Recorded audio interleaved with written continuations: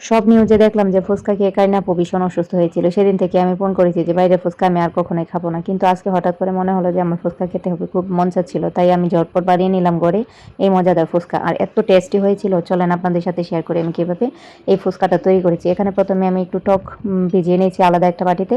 টকটাকে একটু জাস্ট নেড়ে চেড়ে দিব নরম হওয়ার জন্য, ভিজার জন্য। আর এদিকে আমি মরিচ ভাজার জন্য চলে আসছি, জাস্ট 2টা মরিচ ভাজবো।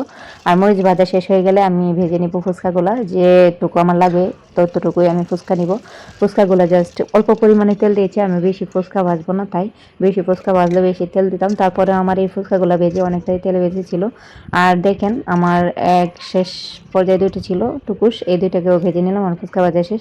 এখানে চলে আসলাম, আমি আমার মরিচগুলো ভেঙে নিব। যে 2টা মরিচ ভালো করে ভেজে নিয়েছিলাম সেই মরিচগুলোকে আমি ভেঙে নিব।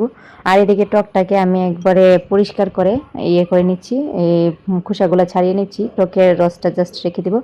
আর দেখতে পাচ্ছেন টকের মধ্যে একটা মন্ডর মতো কি দেখা যাচ্ছে, এটা আসলে আমিও বুঝতে পারছিলাম না, খোসা হয়েছিল, এটা খোসা ছাড়ানো হয়নি। তারপর দিয়ে দিলাম এখানে পেঁয়াজ কুচি, শুকনা মরিচ, এটাকে নেড়ে চেড়ে ভালোভাবে।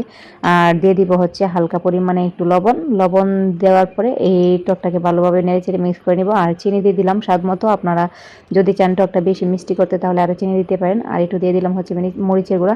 টকের মধ্যে সব ধরনের ঝাল যদি না হয় তাহলে আমার কাছে একটু ভালো লাগে না টকটা। আর টকটা অবশ্যই মজা হলে ফুচকাগুলোও খেতে ভালো লাগে। তারপরে এই যে সব ধরনের জাল দিয়ে দিলাম বলছিলাম, দিয়ে দিলাম কয়েকটা কাঁচামরিচের কুচি। আর দিয়ে দিলাম লেবুর রস। আর লেবুর রসটা না দিলে টকের স্বাদটা আসলে একদমই হয় না। আর এট লাস্ট দিয়ে দিলাম চটপটি মশলা। আর এই চটপটি মশলাটার কারণে এই টকটার অনেক ঘ্রাণ আর অনেক বেশি মজা হয়ে থাকে। এটাকে নেড়ে চেড়ে জাস্ট মিক্স করে নিব, মিক্স করে আমি এক সাইডে রেখে দিব। আর এদিকে চলে আসলাম আমার এই যে পুরটা বানানোর জন্য ফুচকার। এখানে আমি শসা, গাজর কুচি, ডিম সব কিছু একসাথে দিয়ে তারপর হালকা একটু লেবু কুচাও দিয়েছিলাম। আর এট লাস্ট এটা মেখে নেওয়ার পর তারপর দিয়ে দিলাম কয়েকটা ফুচকা ভেঙে, এখানে ক্রিসপি ক্রিসপি লাগে, অনেক ভালো লাগে। আর সবশেষে আমি চলে আসলাম ফুচকাটা পরিবেশন করার জন্য। ফুচকাটা পরিবেশন করার জন্য দেখেন আমি ফুচকাগুলোকে এভাবে হালকা হাফ করে ভেঙে নিয়ে প্লেটে জাস্ট সাজিয়ে নিচ্ছি। এখন সাজাচ্ছি না, জাস্ট আমি এটাকে ডেকোরেশন করার জন্য জাস্ট একটু ভেঙে নিচ্ছি। ভেঙে নেওয়ার পর আমার সবগুলো ভাঙা হয়ে গেলে আমি একটা চামচের সাহায্যে সবগুলো ফুচকাতে পুরটা জাস্ট একটু একটু করে ভরে নিব, ভিতরে দিয়ে দিব।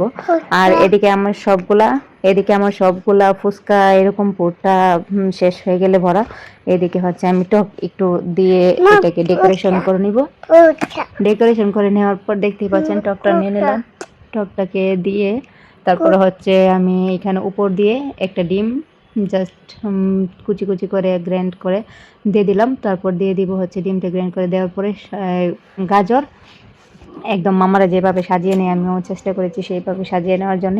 আর এদিকে আমার ডিম দেওয়া শেষ হয়ে গেলে দিয়ে দিব গাজর। এই গাজরটাকেও আমি সেম প্রসেসে দিয়ে দিলাম। এই গাজর আর ডিম, আর উপরে লাস্ট আমি দিয়ে দিব একটু অল্প পরিমাণে লেবুর খোসা। আর এই লেবুর খোসাটা দিলে ফুচকার টেস্টটা অনেক গুণ বেড়ে যায়, আপনারাও এভাবে অবশ্যই ট্রাই করে দেখবেন। আর সবশেষে একটু দিয়ে দিলাম মরিচের গুঁড়া, আর ভেজে রাখা যে মরিচটা ভেঙে রেখেছিলাম সেটুকু। এই যে দেখেন আমার ফুচকাটা কত ডেলিশিয়াস হয়েছে, অবশ্যই এভাবে আপনারাও ট্রাই করে দেখবেন। ধন্যবাদ।